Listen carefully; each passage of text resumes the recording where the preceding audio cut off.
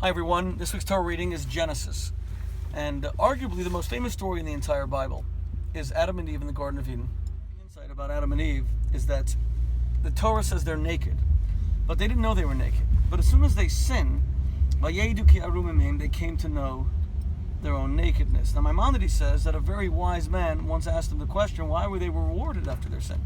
They seemed to be blissfully ignorant before they were sinful, and sin seems to have given them a certain level of consciousness and awareness. They now knew that they were naked. Maimonides says they weren't rewarded. To be honest, they were punished. You see, prior to the sin, Adam and Eve dealt entirely with objective truths, whether something was right or wrong, whether it was true or false. But after the sin, they endured subjective truths. It wasn't true or false, good and bad anymore. It was now like and dislike, things that looked good, things that didn't look good, subjective truth, things that we see through the prism of our own emotions. In other words, they weren't ashamed of their nakedness prior to the sin because they didn't think about how they appeared to others. They didn't think about, is my body nice? Am I super sexy? They just thought about character. Appearance was not important to them. But after the sin, they became obsessed with appearance. They came to know their own nakedness. They came to feel that they were bereft, that they were empty, that they were missing, that they were inadequate. And we have lived with that feeling of inadequacy ever since. Humans trying so hard to surround themselves with the accoutrements of success, with all the bells and whistles that will make them feel successful. Because the sin of Adam and Eve was to have everything, to be in paradise, and it still wasn't enough. She's unhappy. Now, how do I know that she was depressed? Because she was seducible. She is later seduced by the serpent. And the first rule of seduction is you cannot seduce someone who's complete. You can't seduce someone who is full. You can only seduce someone in whom there's already cracks. So Eve is a little bit unhappy, and the serpent sees that and manipulates her. He plays on her unhappiness. Which leads to the simple question, why are you unhappy? Eve, you live in paradise. You live with a guy who is the handiwork of God himself. We have to assume that Adam was a hunk. That he looked great, that he was super sexy, attractive. She didn't have to compete for the attention of her husband. There was no one to compete with.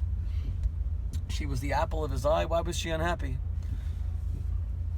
You see, I've always believed that what we want in life is not to be loved. That's a small part of what we want, but much larger. We want to be chosen. We want to be special.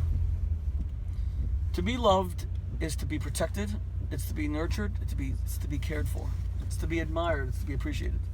To be chosen is to be special. We don't want to be loved. We want to be chosen. It's easy to prove. The average woman who wants to leave her parents' household and marry some stranger, or the average man that wants to do the same. Why? If you want to be loved, no one's ever going to love you as much as your parents. No one will ever love you as unconditionally as your parents. Your parents aren't going to cheat on you with some other kid and go in the middle of the night and give them like a Christmas present because they prefer that kid. Your parents aren't going to divorce you, but a guy might do that. A woman might do that. So why take your chances if you're already loved unconditionally by your parents? And the answer is that it's not enough to feel loved. You want to be chosen. To be chosen means to be chosen, to be selected by someone who had no compulsion. He had no inner compulsion, no genetic compulsion to choose you. He just chose you because you're special, because you're beautiful, because you're desirable, because you're intelligent, because you're compelling, because you're unique, because you are the one and only. And that's why Eve is unhappy.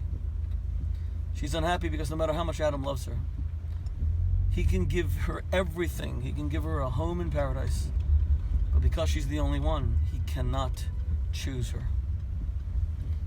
So our deepest desire is to be chosen. It was denied Eve, and that's what led to the sin of the Garden of Eden. Because Eve doesn't feel special, she becomes insatiable. All the fruit of the trees of the garden are not enough. She has to have that one tree that's even forbidden. She's trying to fill a chasm, an emptiness, an inner vacuum. Whenever in life we don't feel chosen, we compensate with things that are usually not healthy for us. Because chosenness is supposed to come from within. You're not special because of the money you have in a bank account. You're not special because you're famous. You're not special because if you're even young and beautiful, that's a nice thing, but it's ephemeral. you're going to get a little bit older. I turn 50 soon, in like 3 weeks. You're special because you're the one and the only. You're created in the image of God. And when someone comes along and validates that by choosing you, that's when you become immune to all of the ephemeral seduction of the material world. Hence, marriage is such a precious institution because it confers upon us the one thing that we all seek, the validation of chosenness, the validation of our uniqueness, that we're the one and the only. Someone selects us and simultaneously deselects billions of other people.